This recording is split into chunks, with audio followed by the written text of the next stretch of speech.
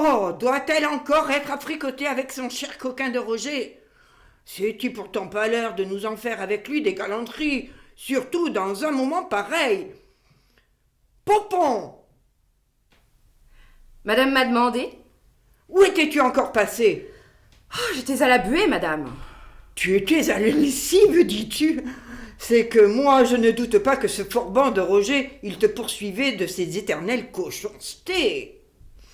Et tiens, n'est-il pas dans chacun de tes pas quand il se veut à la joie d'attenter à tout instant à ton petit pécule?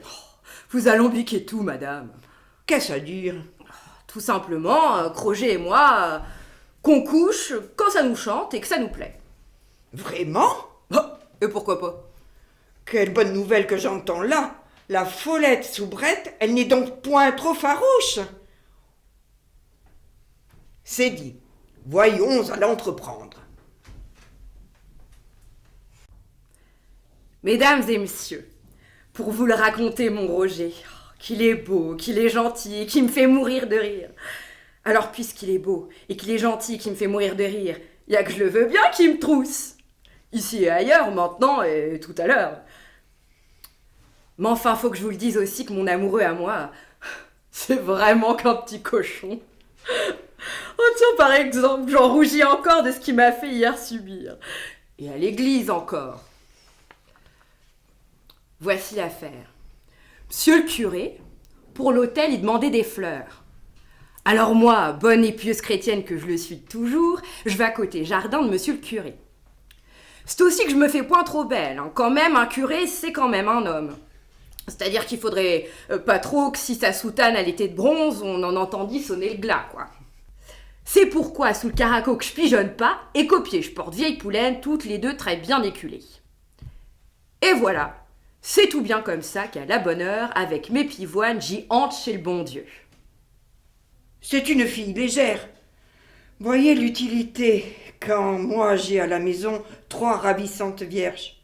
Elle se laissera faire quand il faudra l'habiter sous sa roustoison de certains mâles cierges. Vous avez dit quoi, madame? Rien qui te concerne, je me parlais à moi-même. Dis-moi, Pompon. Non, attendez, madame, il y a que j'ai pas fini avec la causerie que j'ai avec ces messieurs-dames. Donc, que je disais, je rentre chez le bon Dieu. Hâte-toi, ma fille. J'ai à te dire. Monsieur le curé est à l'harmonium. Il est tout à ses touches et tout à ses soufflets. Me voit typo. Faut dire que mes pivoines, elles font un grand bouquet derrière lequel mon visage lui fera pas d'émotion. Ce qui veut dire, n'est-ce pas, qu'il se caressera pas faute de quoi. C'est là que j'officie et que je prie. Et qui que je vois? Ce schnappant de Roger. Que fait-il? Il lappe le bénitier. Oh, t'as pas honte?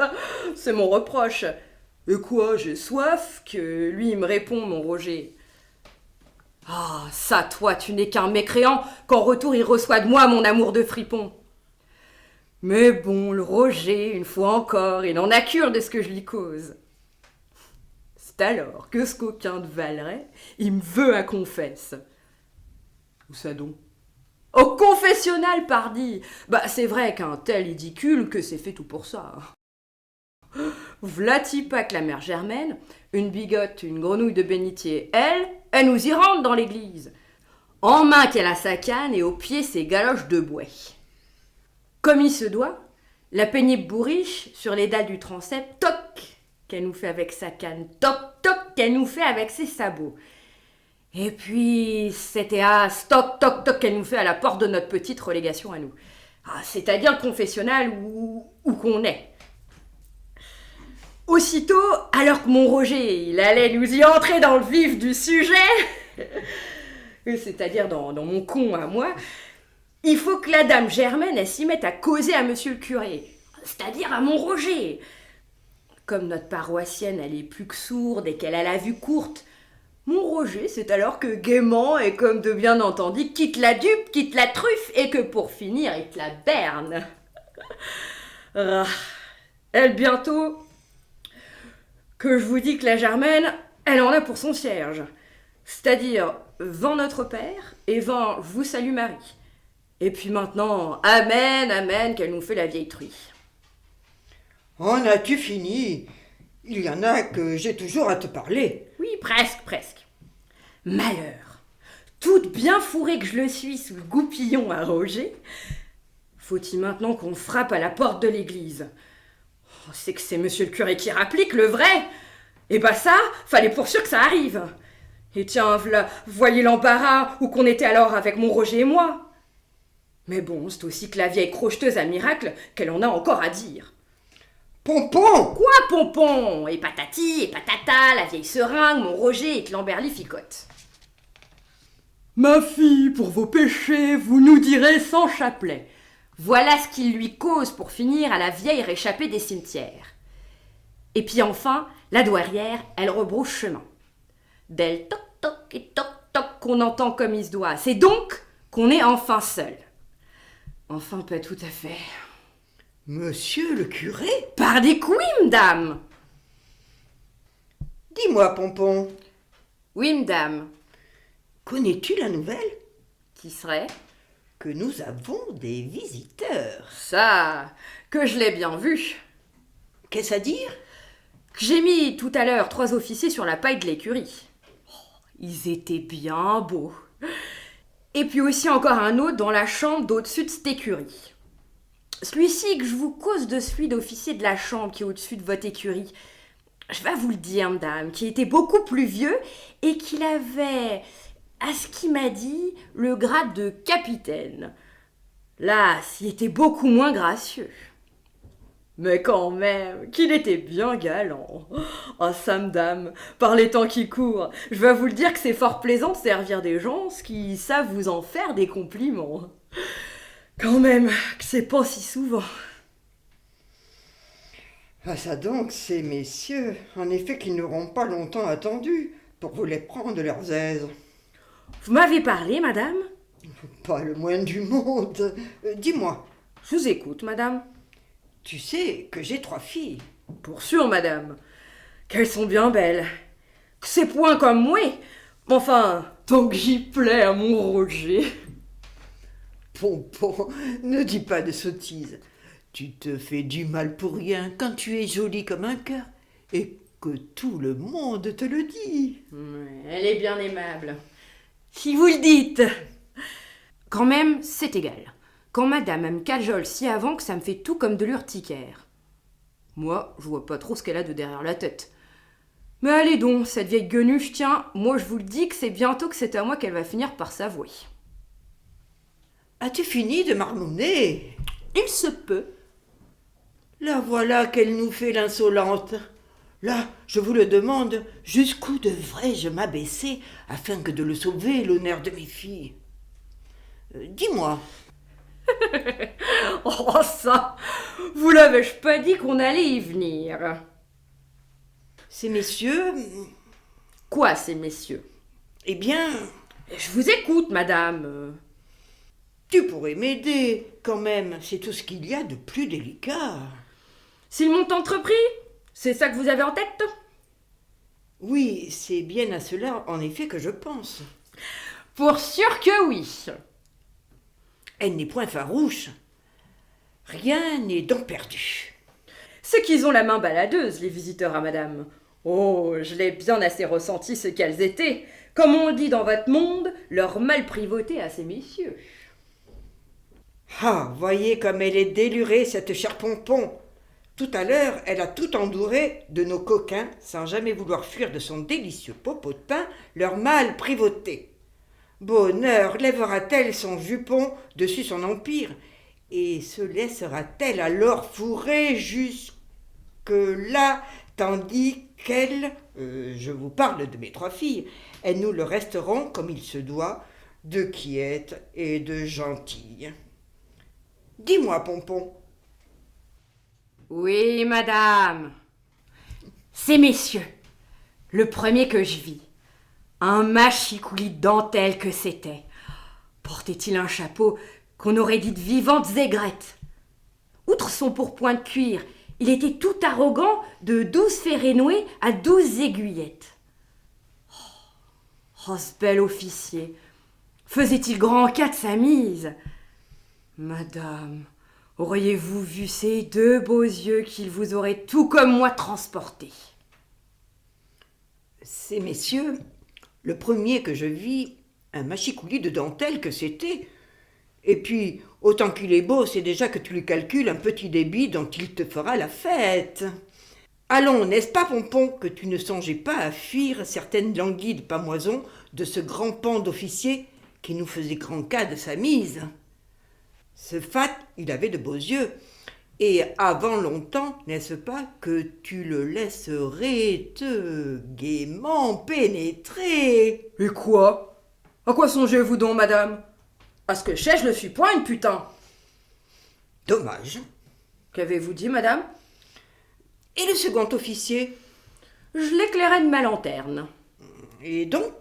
L'éclat en était tout ce qu'il y a de plus vif. Ainsi que toute lanterne, tu ne crois pas? Certes, madame, certes. Cependant, quoi qu'on éclairât de ce robuste officier, je ne pouvais en officier un premier éclat. Voilà qui est fort étrange. Ah, ça oui que c'était fort étrange. C'est tout comme je vous le dis. C'est que mon homme, il portait un chapeau tout noir. C'est aussi 3 plumes de corbeau qu'il avait à sa coiffure, et c'est un ruban noir qui en suppliciait le pourtour. À mon inconnu, le noir de son manteau, il était si profond que le faisceau de ma lanterne, quoiqu'inquisiteur y fût, il n'y décernait aucun parement. Pour finir, dame, toute cette noirceur de me faire grand peur. Oh, ça, tu ne dois pas douter que tu causais, ma Pompon, avec l'un de ces religionnaires de la religion prétendument réformée. Je n'ai rien d'autre à te dire. Et puis? Oui, et puis? Et puis c'est alors que ma lanterne, elle perçait son regard. C'est déjà que je m'en réjouis. Ah, ça pourquoi faut-il donc à tout bout de champ que madame, elle ne songe qu'à nous marmonner? Alors, ce regard? Eh bien, que je vous cause comme d'un ciel sans nuages. Mais pas sans un risque d'orage, n'est-ce pas? Oh oui, madame. Et tiens, Dieu, quelle flamme que c'était que ces yeux qui me dévoraient de désir. J'en ressentais la vive morsure, tandis que toujours à mon homme, je n'en discernais que les trop noirs contours. Alors, c'est aussitôt que cet excellent officier, il s'entêtait à te le faire miroiter, ce fameux désir. Un fameux désir dont tu le ressentais, j'en suis sûre, qu'il t'en ferait les plaisirs de cette nuit jusqu'au prochain petit jour. Dame, vous oubliez Roger, et que je songe pas à le cocufier, ni pour aujourd'hui, ni pour un autre jour. Par le Christ, pourrait-elle le désobliger sans Roger que cela les sauverait, mes 3 filles? Oh, v'là encore qu'elle marmonne. Et le 3e officier? Oh, il me fit de la peine. En vérité? En vérité. Et pourquoi se faire? Avait-il 2 mains? À ce que je sais, une telle péripétie de 2 pattes avant chez un animal d'officier, voilà qui n'est pas vraiment contre nature. Tu ne crois pas, Pompon? Quand elle me dit les choses comme ça, moi, je le comprends que madame, elle se moque tout à fait de moi. Ma fille, pas le moins du monde. Ah, j'entends comme du bruit en bas du grand escalier. Dis-le-moi bien vite ce que tu as en tête. Ce que j'ai en tête, seulement un pansement qui attirait ma charité. À quelle main? La sénestre. Fort bien. Si cet homme-là n'est point gaucher, il nous saura fourrager certaines féminines utilités. Et donc ce pansement, qu'avait-il de si particulier? Tout ce qu'il fallait pour beaucoup m'attrister. Et pourquoi ça, ma fille? Tout simplement parce que madame, il n'était plus qu'une énorme éponge de sang. Et puis, c'est aussi que je le voyais bien que cet officier-là, il avait pas le compte de ses doigts. Lors donc, lui en manquait-il 3. Par la Vierge Marie, comme je vous l'ai déjà dit, plaise à Dieu qu'il ne soit pas gaucher. Se proposait-il de te servir, c'est-à-dire de t'enfourner? Madame, je vous le redis que je suis pas une putain. C'est plutôt moi qui le servais. À la bonne heure. C'est pas ce que vous croyez. Eh bien, tu m'envoies désolé. C'est que moi, à ce meurtri, à ce malheureux, c'est bientôt et seulement que je lui refaisais son pansement. Hélas, c'est encore que du sang coulait à ses doigts déchiquetés avec un assez méchant et désolant crédit. Et que faisait l'autre main? Elle était sage. Pas la moindre caresse? Que nenni. Pas la moindre hardiesse? C'est comme que je vous le redis. Voilà qui est fort étrange. Oui, c'est rien qui dérange. Allez comprendre quand même, je sais très bien que je suis gironde et très jolie. Il te néglige. Il me néglige. Un homme de religion, peut-être. À lui voir ce qu'il est, son conséquent espadon, madame, je vous le dis, face à votre humble servante, point de prêtre.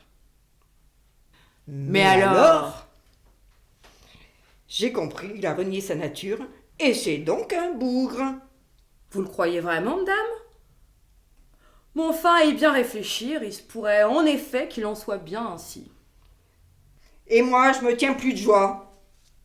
C'est toujours ça de prix. En voilà un qui, cette nuit, ne sera pas tenté de nous jouer le folâtre jarre auprès de mes petites oies. C'est égal, il était bien beau. Dis-moi, Nous y venons, que je vous dis. ce capitaine, Je me suis truffée, et me faut hélas encore faire tapisserie. ses manières avec toi, Gaillarde, audacieuse, déplacée, tout de même, je vous parle ici d'un beau coquin. il t'a poursuivi. En tout lieu de sa chambre, celle-ci qui est au-dessus de l'écurie. Oh, ça, voyez ma détresse. Je suis à lui céder, à ce capitaine, ce lit qui les a couchés hier, mes 3 filles. Tu t'es rendu? Et puis quoi encore, madame? Voilà qui est bien dommage. Nous l'aurions déjà gagné, la partie. Je cours, certes, mais comme j'ai déjà plusieurs fois essayé de le faire comprendre, point les remparts. Pourtant, moi je le sais que ce n'est pas son pucelage qu'elle pourrait encore négocier. Oh, quand je vois l'air de madame, n'est-ce pas que je me dois de le comprendre, que je la contrie beaucoup quand elle est à le savoir que je suis restée farouche? Pompon, tu te fais des idées. Que j'en doute, madame. Oh oui que j'en doute. En tout cas, En tout cas, le capitaine, je le laissais sur sa faim. définitivement, Définitivement. quand j'entends ça, je vous le dis que vous m'envoyez définitivement désolé. Et tiens, Roger, y a que c'est lui mon roi, mon seul roi. Dis-moi, Ah, je sais ce qu'elle va me demander. Allons, n'est-ce pas que vous le savez tout comme moi que ce madame, elle va me dire? C'est non. comment ça, c'est non? Je ne t'ai encore rien dit. Allons, n'est-ce pas, madame, que nous avons ces 3 messieurs qui dorment à l'écurie en se rêvant d'être vos gendres d'une nuit? Et puis, n'est-ce pas aussi que nous avons ce capitaine que par force vous avez conduit à votre chambre? Et comme ils aiment les femmes, tous ces militaires, bien sûr que madame, elle aimerait que le peine de ce qui est ma chambre, ils nous joient cette nuit les fiddlers. Ce serait ainsi que ces messieurs, ils me caracolent et qu'ils me fouillent de leurs petites lames. Tandis que vos 3 filles, on pourra demain se le dire qu'elles l'auront été cette nuit, et d'aquasser de seul et de tranquille.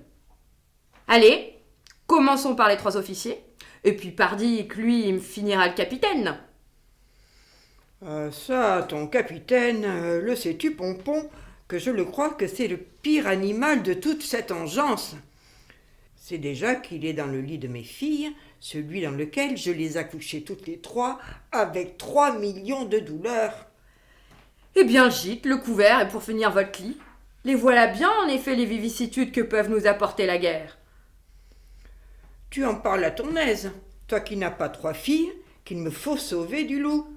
Bah, madame, quand on parle du loup, il faudra bien pourtant qu'un certain jour, que vos aimables filles, elles envoient, comme qu'on dirait, la queue. Après tout, il y a pire supplice, n'est-ce pas, mesdames? Ah, ça, Pompon, il y a que je vais te la faire regretter, cette insolence que tu viens de nous commettre et sur le champ encore. Eh ben alors, adieu, madame. C'est que moi, si c'est volontiers que je prends mon pied, à cet instant, il y a que je songe point à recevoir le commencement du vote dans le derrière. Cependant, Cependant, Roger et toi, ne songez-vous pas à vous établir? Tout de même, toi et lui, vous le savez, tout comme moi, que vous ne pourrez pas toujours user du bail de votre vie, à vous seulement compter fleurette. je veux dire à madame que nous vivons de pain et d'eau fraîche et de l'air du temps, et que cela nous suffit amplement. Ma foi, j'envie la riche misère de votre félicité. C'est quand même que pour vivre, nous avons assez de nos gages. Et dis-moi, les gages, qui te les sert? À ce que je sais, monsieur, à ce que je sais aussi, il en a toujours été ainsi. Pour hier, sans doute. Pour demain, il y a que j'en doute. Ah? Vous en doutez donc, madame? En vérité, je n'ai aucune raison d'en douter quand monsieur est aux abois, et que c'est de longtemps qu'il n'a plus un liard devant lui. Donc il tire le diable par la queue. Peut-on le dire mieux que toi? Je ne crois pas. Alors il faut que je le comprenne que c'est madame qui les tient, les cordons de la bourse? Et qui peut les serrer fort avant, crois-moi. Qui veut dire... Ce que tu comprends. Ainsi donc, cette nuit, ou je me laisse branler par ces messieurs de l'écurie et leur capitaine, ou pour Roger et moi, n'est-ce pas que c'est pour demain, tout comme la misère et l'incurie? Oui, pour vous deux. La misère est même une misère noire. On peut le dire ainsi. Dame, vous aurez pitié de moi et de nous. Certainement pas. Vois-tu que je suis prête à tout afin de les sauver des méchants, mes trois beautés de filles. Cependant, toi et Roger, comme je te le redis, ne songez-vous pas à vous établir? je vous le demande, à quoi bon, madame, tout cet or, quand c'est si bon que de vivre de l'air du temps, du pain et d'eau fraîche? Ah ça, serais-tu donc aveugle, Pompon? Voici ta dot, et même ton trousseau. Cesse sur le champ de faire la fine bouche et dis-le-moi plus tôt et très vite que cela t'intéresse. Mais hélas, insouciance et légèreté, guidou et prétentaine, où serez-vous donc si chaque jour la misère, elle vous détruit? Allons, dis oui, et en un instant je te le dis que te voilà riche, ma fille d'un formidable viatique. Et le bâtard qu'on me fera? Qu'allons-nous en faire, madame? Tu le donneras à Roger, et s'il n'en veut pas, tu le donneras à manger aux loups et aux cochons. Cependant, Encore en cependant. peut-être que ces messieurs, tu pourras les détourner vers un certain lieu de réjouissance qui est de toujours le cul-de-sac du plaisir. Ah! Alors, n'est-ce pas? Plus de polichinelle dans le tiroir et plus de bâtards à donner à manger aux loups ou aux cochons. À ce qu'on m'a dit, voilà un joyeux conseil qu'on donnait de longtemps aux princesses d'Angleterre quand, avec un gentil page, elles ne le voulaient point de rester sages. Seigneur Dieu, qu'elle est méchante. Vous trouvez pas? Bon, eh bien, le prends-tu enfin, ce gentil pactole? J'ai 3 filles et je veux qu'elles restent gentilles. Par la Vierge Marie, quelle sotte femme que cette sotte femme! Parce que, quand elle le veut que je fasse la fille avec ces messieurs, moi, y a que je les ai très bien vus et revus, les 3 filles à madame. Hein, se pâmer et rougir à les entendre, leur gaillarde roucoulade à ces 3 officiers en rut. Et tiens, moi je vous le dis que nos mademoiselles, elles ne vous songent qu'à nous passer à la casserole, hein, et sans barguigner encore. Par le saint prépuce du Saint-Sauveur, quelle pauvre idiote et simplette que v'là tout de même quand je vous parle de m'dame. Et pourquoi donc que je vous dis ça? Parce que quand m'dame, elle veut me payer à tout faire, moi, je j'aurais rien à faire d'autre. D'autre que de tenir la chandelle, de compter son or et de rire encore et encore de ce bonne farce que je suis donc en train de lui mitonner.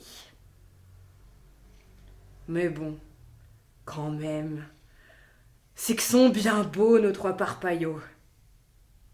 Et même que leur capitaine aussi. C'est que, mes chers amis, ainsi qu'on le sait de tout temps que 2 précautions valent mieux qu'une, je songe ici à quelques nouvelles sûreté et sécurité quant à me protéger du diable quand dame qu'on s'attend à tout de lui. Et pourquoi cela ? Parce que si cette chère Pompon, elle ne me l'a empêché, mon or, il ne faudrait pas qu'elle me joue quand elle me prendrait tout à la fois pour une dinde, une buse, une oie blanche et pour finir, une demeurée.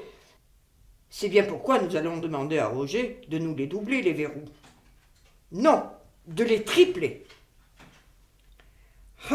Et maintenant que je vous ai dit ça, toute cette péripétie de clés, il y a que c'est ici que je vous le dis, que je saurai en cacher toutes les clés à tous ces gentils verrous entre mes 2 miens augustes tétons.